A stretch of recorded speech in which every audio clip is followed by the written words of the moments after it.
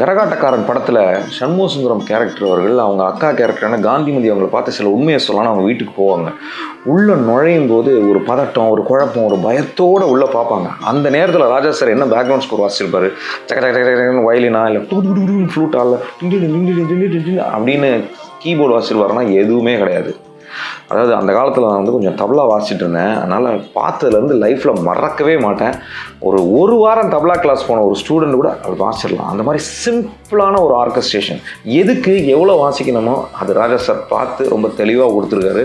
அந்த பீட் என்னென்னா தபலாவுடைய அந்த பேஸ் டகான்னு சொல்லுவாங்க, அதுவும் கூட அந்த கர்ணன்னு சொல்லுவாங்க. இதை வச்சுட்டு தாங் தாங் திங் திங் தாங் தாங் தாங் தாங் திங் திங் தாங் தாங், இவ்வளோதாங்க.